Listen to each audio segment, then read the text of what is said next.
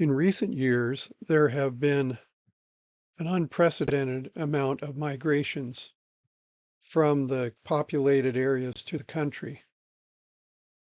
While this phenomena seemed to have started in some part with the Obama era, in more recent years, COVID restrictions and changes in policies with quarantines, vaccination mandates, and loss of jobs over those who did not want to get the vaccine had many people moving to less restricted areas from liberal states like California, Oregon, and Washington, and larger cities to less restrictive regions in less populated parts of the country, such as Idaho and Montana.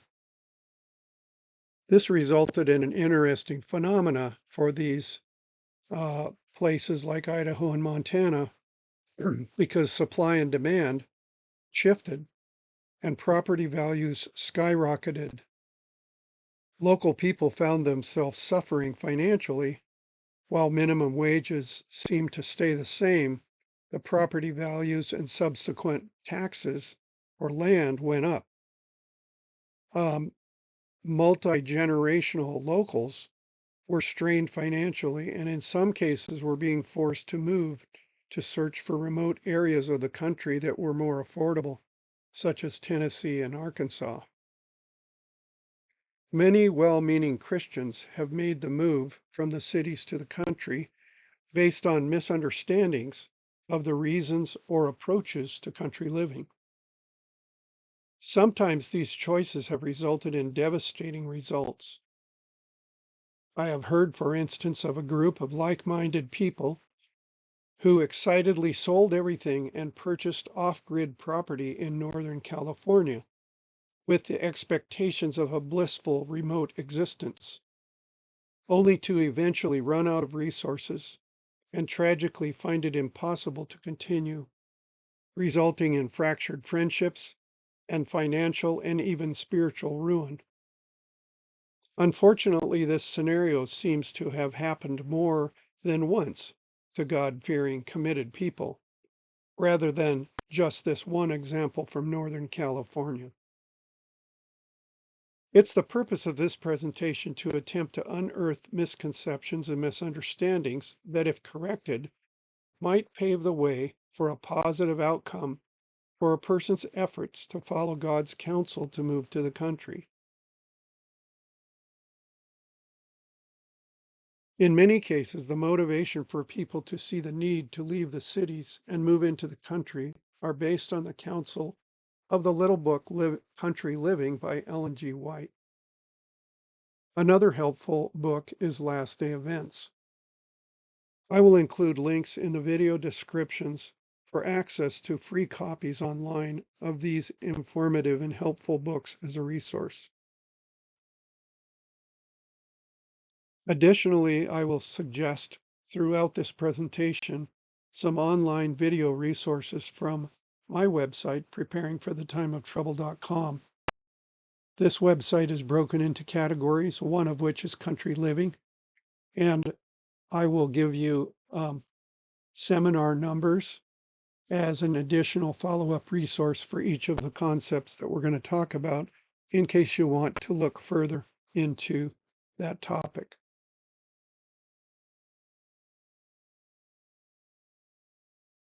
Problem area number one that I will identify is the concept that living in the country means being off-grid.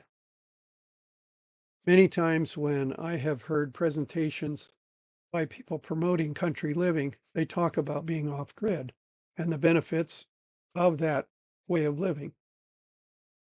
It's possible for a person to leave that kind of a presentation with the assumption that in order to be following God's counsel and move into the country that you need to be off-grid.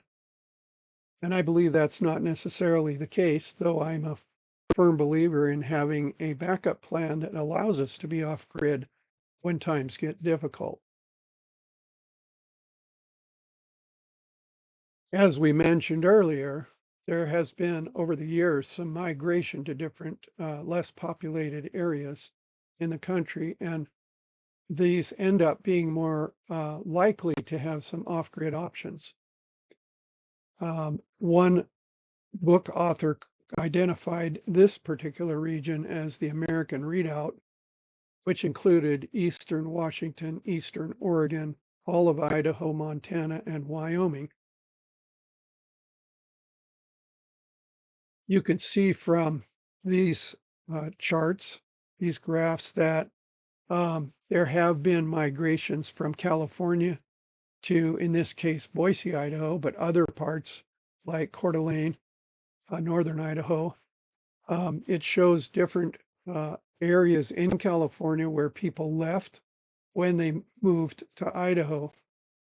The right-hand chart shows the same thing from other regions of the Western United States. If you go to the internet, I'm sure you can find a similar chart that will show where people have come from the eastern part of the United States and maybe even Alaska. Last day events, page 99, I think clarifies in a bit this issue of why we would move to the country and why it might have some benefit to consider being able to generate your own electricity, even though that's not a requirement for living in the country. Last day events, page 99. Our people are to take their families away from the cities into the country where they can raise their own provisions, for in the future, the problem of buying and selling will be a very serious one. If you have looked at any of the videos on my website, especially the early ones, my perspective is that this phrase, this counsel of moving and the reason to move is to be able to raise your own provisions. And the reason is that there's going to be a problem, we believe from the Bible, prophetically, the mark of the beast, of not being able to buy and sell. The problem is this counsel was done 100 years ago. And our world is a lot different than then. And so people lived 100 years ago on hobby farms and were pretty self-sustaining. Whereas now everybody is dependent on electronics and electricity. And so I think it's important to expand the reason beyond just being able to raise a garden, and for a person to analyze their own situation as we did years ago. And we said, what is it in our lifestyle do we do that if we couldn't buy and sell would become a problem? And basically at that time, everything we did, we pulled our wallet out for. So we have attempted over the years to make ourselves in a position where the things that we do buy, we also have a way to sustain that need without having to buy. And you can find lots of videos on preparingforthetimeoftrouble.com on ways to do that for different concepts, from solar power for electricity to how to get water out of a well without electricity and so forth. So here is a recommended seminar presentation. There are hundreds of them on our website, preparingforthetimeoftrouble.com. I singled out this one for this particular concept that we're talking about, and that is, what does it mean to be off-grid? Being off-grid is not just having an alternative for electricity. So if that's something you want to explore, go to part 178 at preparingforthetimeoftrouble.com. The next concept is the idea that living in the country means being isolated. Sometimes you might hear a presentation, somebody promoting moving out of the city, and that individual might actually live quite a ways out. That is the case with some of these people that have migrated, say, from California to Idaho. They may choose to be quite a bit remote. Instead of just out of the city, they're remote. And in my opinion, if we are balancing all of the counsel of why and how to move into the country, being extremely remote, we have no counsel to be a hermit.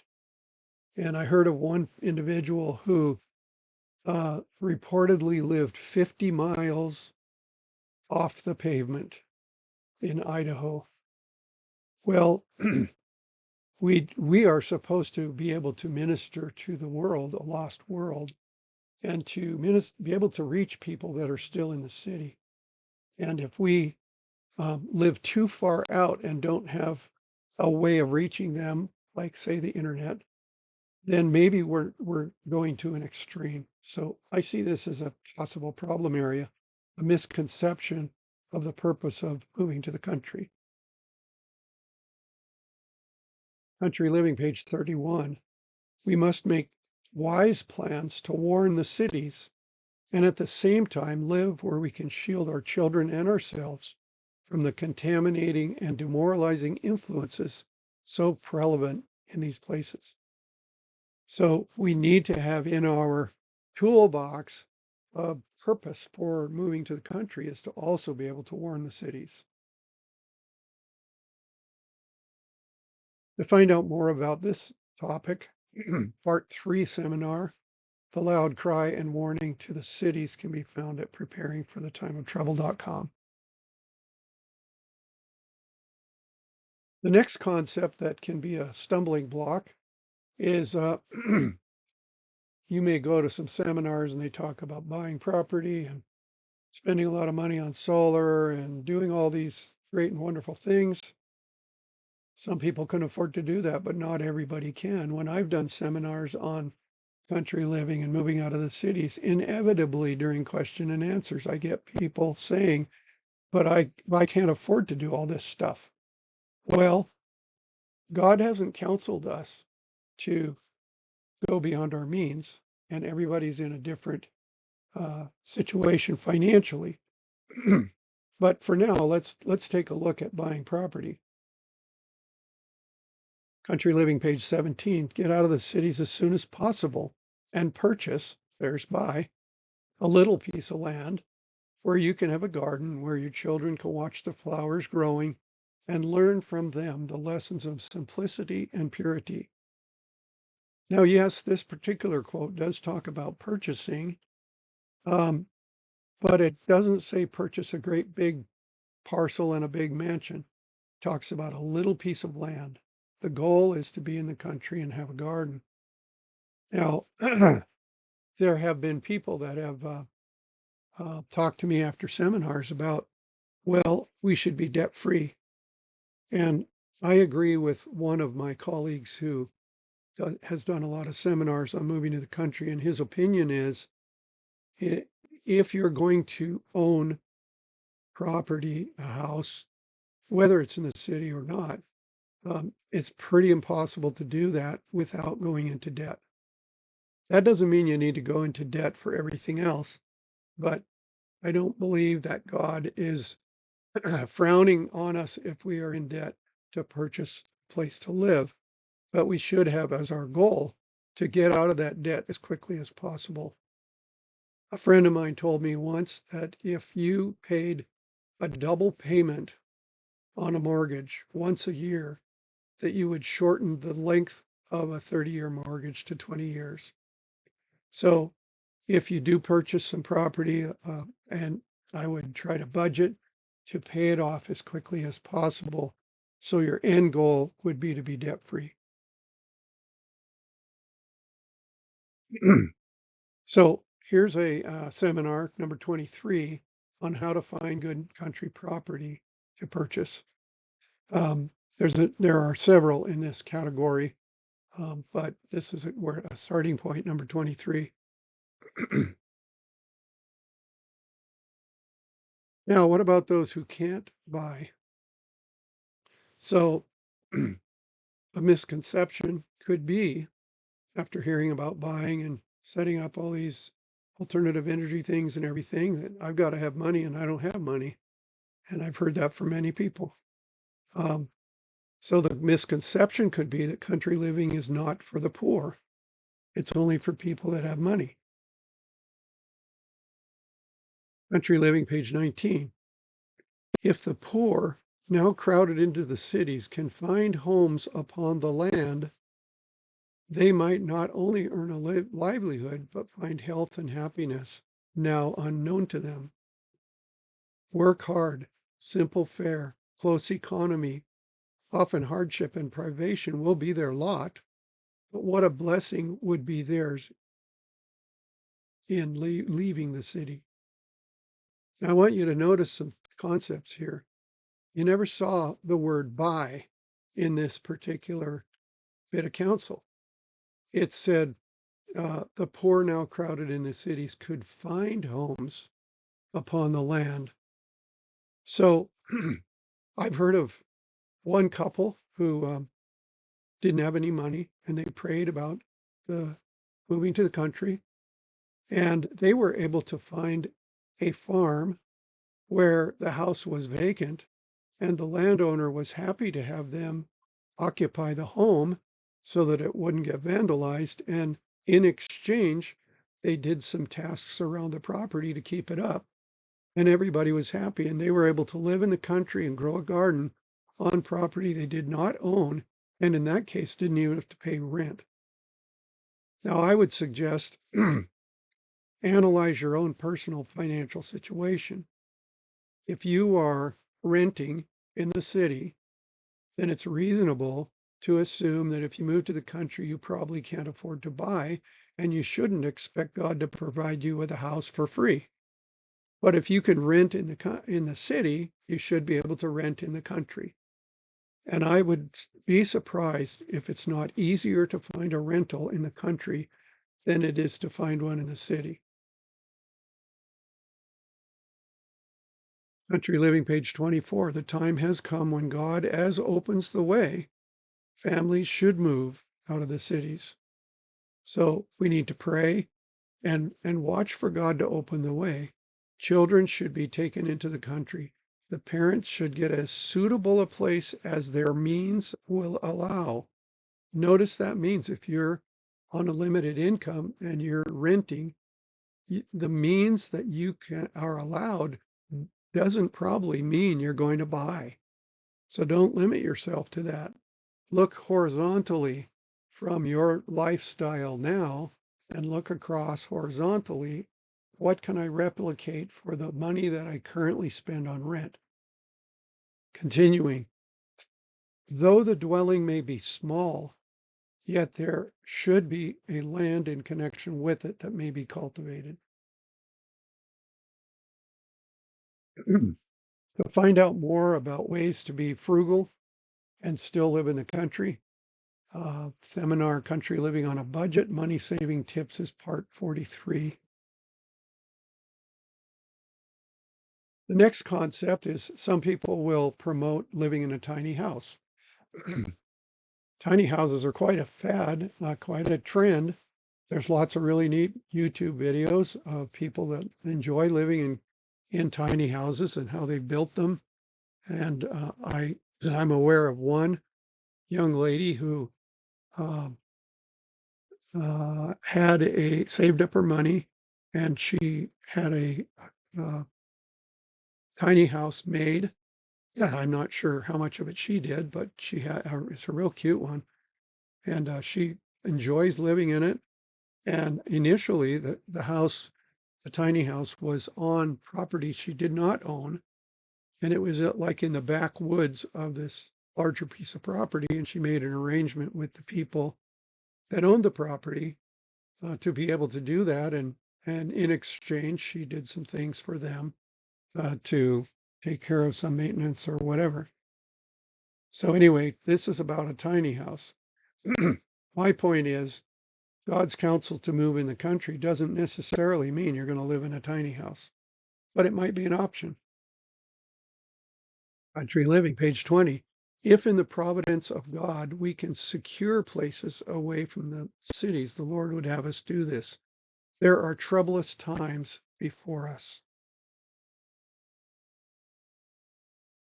To have a tour of an existing tiny house and see examples of other ones, go to part seminar 35, Country Living on a Budget, Building a Tiny House.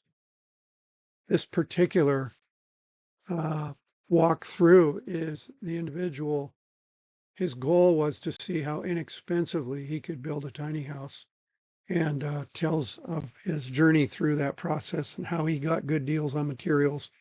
And it turned out to be quite a cute little tiny house. The next concept is country living is the same for everyone. Um, Living in the city isn't the same for everyone. Some people are living in poor surroundings. Some people have money and don't have to live a poor lifestyle.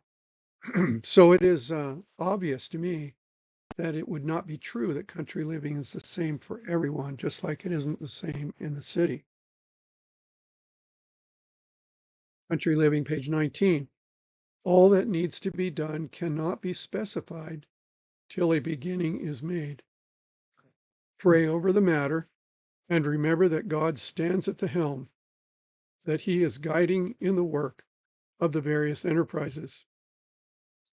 So the key here is we need to pray and we need to begin. We need to make plans to make the move, and God will open the way. Um, it isn't going to be like a person that I knew that sat on his porch and was unemployed. And someone came up to him and said, "Have you found a job yet?"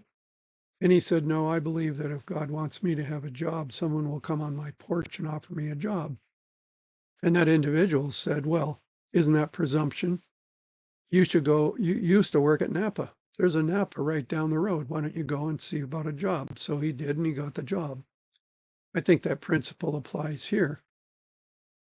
We need to start, we need to plan, we need to pray, but that doesn't mean we don't do anything.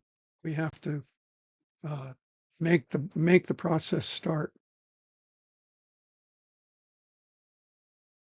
Country Living, page 25. Do nothing without seeking the wisdom of God, who hath promised to give liberally to all who ask, who upbraideth not. All that anyone can do is to advise and counsel, and then leave those who are convicted in regard to duty to move upon divine guidance, and with their whole hearts open to learn and obey God.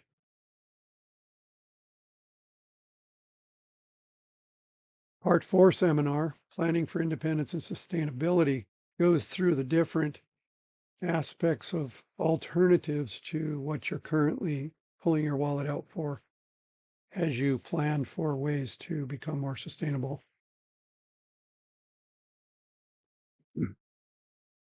Another misconception is that country living is a life of ease. One of my friends wrote the book, The Country Way, and he made a comment in there.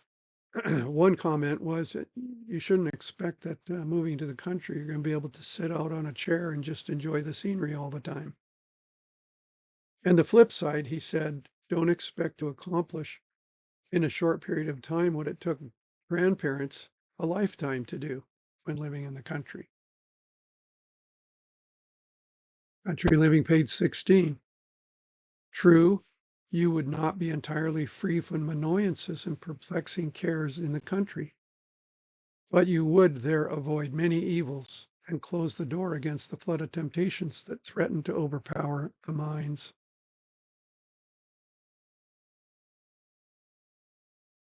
Seminar 18 is how big of a garden would you need to have in order to live year round in a time when you couldn't buy or sell.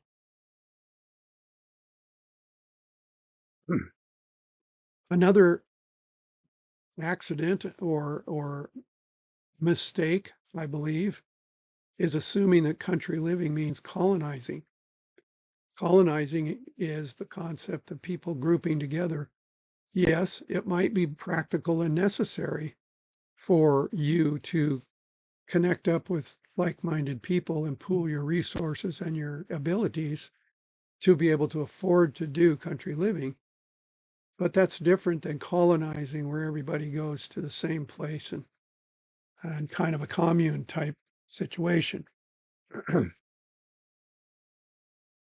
Country Living, page 22. It's not the purpose of God that his people should colonize or settle together in large communities. God designs that they should scatter all over the country. They are to be missionaries for God by their faith and works, testifying to the nearing approach of the coming Savior. Page 25. In our day, the Lord desires that his people shall disperse throughout the earth. They are not to colonize. Jesus said, "Go ye therefore into the world and preach the gospel to every creature."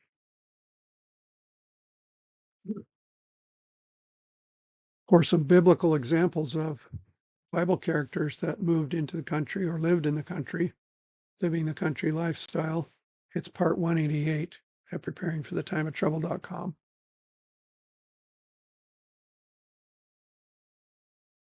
For those that see prophecy foretelling a Sunday law, there are those who believe that country living is after the Sunday law.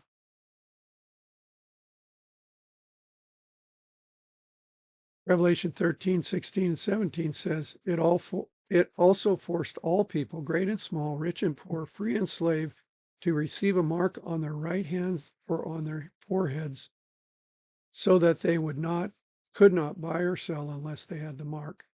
So you can see from Bible prophecy, there will be a time when you won't be able to buy or sell unless you accept the mark of the beast. And that will be everybody, rich and poor, slave and free, etc. Last Day Events 99.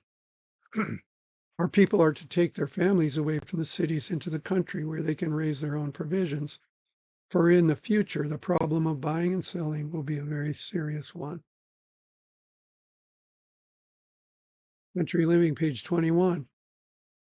The Protestant world have set up an idle Sabbath in the place of God's Sabbath should be. They are treading on the footsteps of the papacy.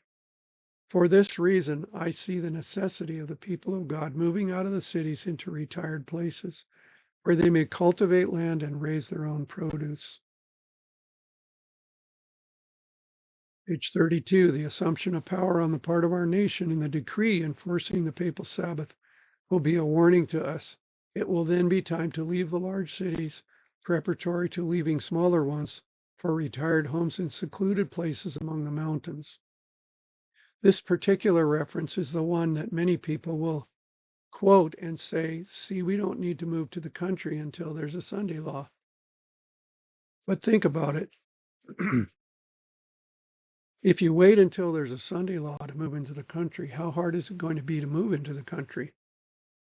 Look at how things happened when Californians moved to Idaho and the prices went up and the taxes went up because the price went up. It could be difficult. And when you move, how long does it take to plant a fruit tree and get enough fruit on it to be able to eat it? A lot of the things, the learning how to garden, the setting up of the property take time. So my advice is don't wait until there's a Sunday law to move to the country. Better to have moved and have learned some of these skills and get some of the things in place ahead of time. To get more detail about these different phases of the time of trouble, page or part number 185 seminar at preparingforthetimeoftrouble.com. The first phase, by the way, is the little time of trouble, which is when you would have the mark of the beast and eventually not buy or sell. And so being sustainably independent would be very important and one of the reasons to live in the country. The second phase is the great time of trouble when probation is closed and now the plagues are falling and the world is chaotic and eventually there's a death decree. And when that happens, the third phase, which is the Jacob's time of trouble, then we flee to the mountains for our lives and our bread and our water is sure and God will protect us. He can feed us manna. He can feed us like he did Elijah. But that's phase 3. Phase 1 is the one that we're talking about, of moving to the country and being able to sustain yourself. So for details on that, part 185. Another misconception is country living only starts once you move. Well, actually, a lot of the important things about moving to the country is the gardening. And that's not something that comes easily.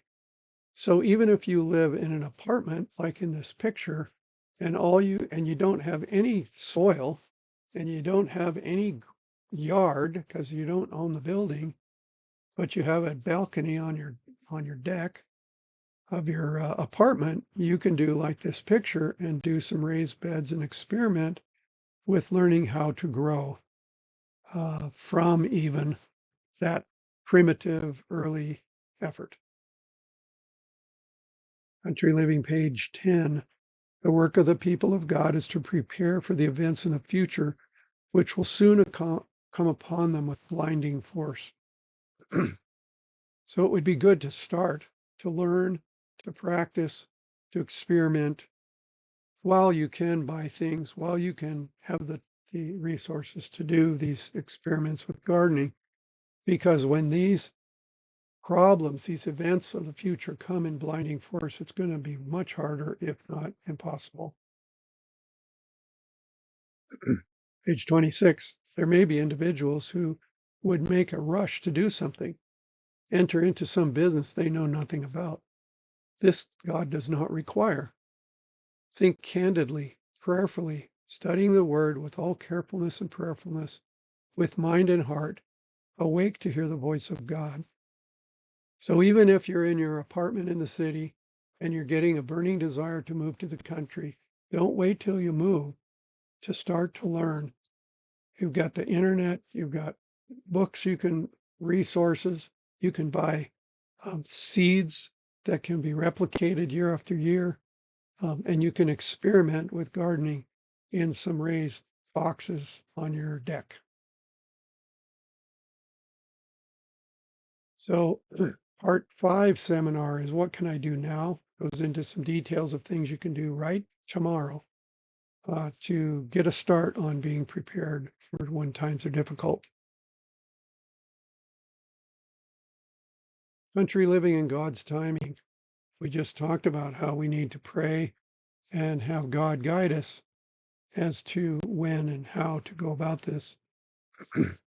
By the way, I think the picture on this one here is that young lady I was telling you about, that single young gal who lived quite comfortably in her tiny house on someone else's property. I believe that's what this picture is from. Country Living, page 30. As God's commandment keeping people, we must leave the cities. As did Enoch, we must work in the cities, but not dwell in them.